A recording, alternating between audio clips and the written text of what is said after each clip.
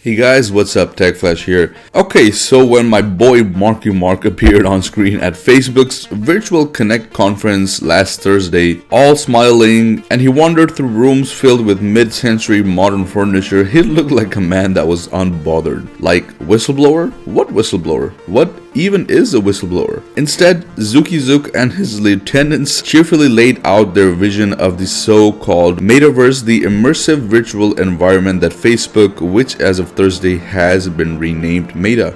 The rebrand has been planned for many reasons, but the most obvious one is that it is a very lame attempt to distract from criticism the company has recently faced. The name seems to also be chosen to sort of confuse people because the Meta name they refer to is not well known or understood, so it is confusing. But the most critical issue with the rebranding is that the new brand has been introduced without any substantive change at the company. So then why do all this? My boy Zook explained the rebrand during his address at the company's virtual event, saying that it is time to adopt a new company brand to encompass everything we do. But come on, bro, that's just not true. The vision behind Meta is honestly just a vision. Right now, social media remains the core of the company operations and revenue. By adopting a brand name that is based on future potential capabilities and a platform and products that, by Zuki Zook's own admission, may not be established for nearly a decade. So the company sets itself up to confuse people, and it still will disappoint people and further degrade their trust in the company. It's not surprising that Facebook would use this tactic. Many companies do. When business leaders want to change their company's identity or reposition their business, they often turn to external messaging and communications first, like a new name, a fresh logo, an advertising campaign. And that's because these kinds of surface level changes are relatively easy to make, and it is much more difficult to make real changes to the business and company culture. There might have been a time in the past when a corporate makeover was effective at changing public opinion,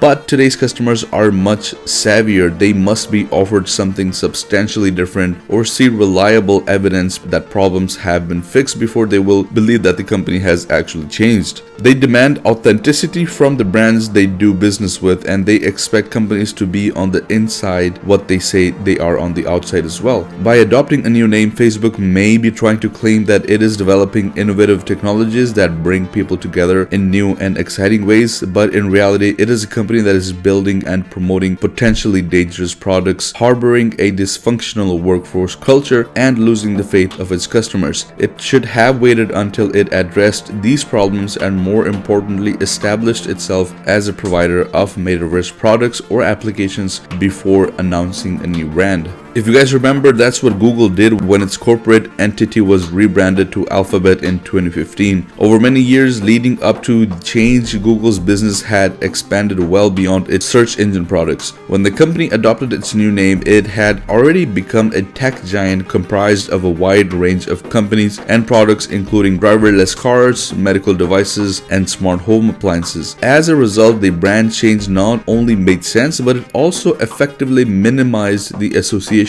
between Google and its sister companies, protecting Google from concerns from the public raised about emerging technologies such as stalking drones and dangerous autonomous vehicles, and shielding the other entities from the profit expectations that Wall Street placed on Google. Despite its new name, Facebook cannot really effectively create any separation between its social media business and the Metaverse and other developments because the latter are only in their infancy and honestly almost non-existent. But obviously, not all companies rely on name changes to repair their public image. So let me give you Microsoft's example. When their CEO Satya Nadella set out to remake the company and address its critics, the company embraced AI, opened itself up to partnerships, and implemented digital transformations across its operations. And with all of this, Microsoft didn't feel the need to change its name or launch any kind of corporate campaign to promote the changes. Instead, it relied on its operational and culture changes to resurrect its business and shift public opinion. There's no indication that anything similar is currently being done at Facebook.